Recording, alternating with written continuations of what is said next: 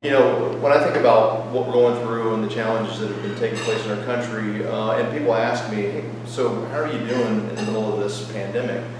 And I say, well, it's about the same pandemic I've been living in, for the last, 30 years of my life. I mean, it's my dad taught my brother and I to be survivors, to navigate through things. Now, I don't know if that was because he was just such an entrepreneur that he was always starting more things than he could actually follow through with, and we were constantly trying to bail water out of the boat that we were now, sitting in.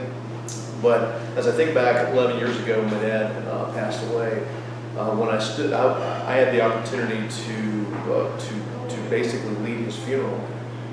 And I got up that morning, and it was interesting. There were going to be probably 600 plus people that were going to be there at this funeral. It was the most incredible thing I've ever seen in my life, and I had absolutely no idea what I was going to say.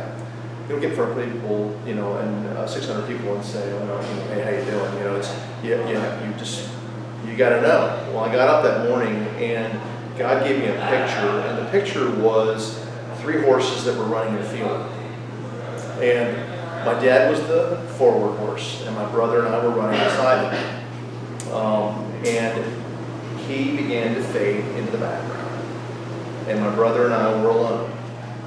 And then as I looked around me, there were dozens of horses that were coming around me.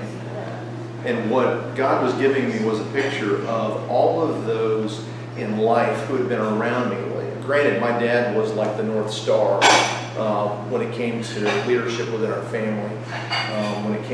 He didn't know all the right things to do, but he kept doing something. He kept putting my brother and I in front of other people and putting us around other godly men to teach us what we needed to do in our lives, and mentorship. He didn't know what mentorship was, but he was humble enough to put himself in the right places like Wise Counsel, Bible Study Fellowship, and places where he could learn what he didn't know and then pass that on to other people. And I realized that I was surrounded by these incredible oaks, these incredible men in my life that were patterns for me.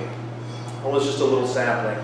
And a couple days ago, I was reading an article that talked about redwood trees. You see these gigantic trees that have this incredible height, and they're just this majestic-looking tree.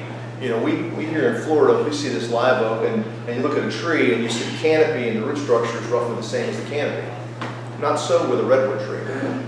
Redwood trees have pretty shallow root systems, but what redwood trees do is they grow close to one another, and their roots interlock with one another.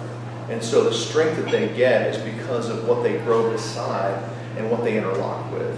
And I began to understand that we grow up in life, and we have relationships and people that are around us, and the impact that they have on us is incalculable.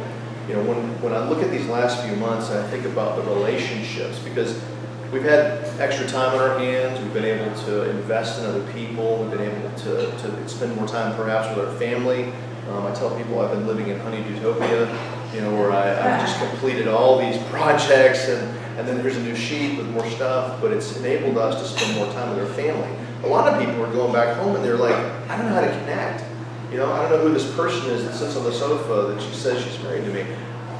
That's not been my experience, and I'm thankful that over time, God's put me around other people who have given me that pattern. I think about, I look at myself, and I know I got a lot of white hair on the side of my head, but I look at myself and I say, in this room, I feel, at least from a wisdom standpoint, I feel very young. I feel honored to be around people who have had experiences in life that they can entrust to me. And I can't help but think about 2 Timothy 2:2, where he says, "The things that you have learned from me among many witnesses, entrust these to faithful men who will teach others also." And we were doing a Bible study last night, and this passage in 2 Timothy 3 popped up. And we live in a day where faith is challenged.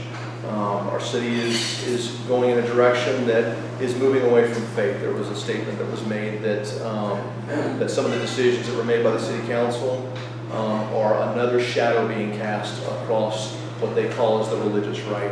But really our beliefs are being challenged.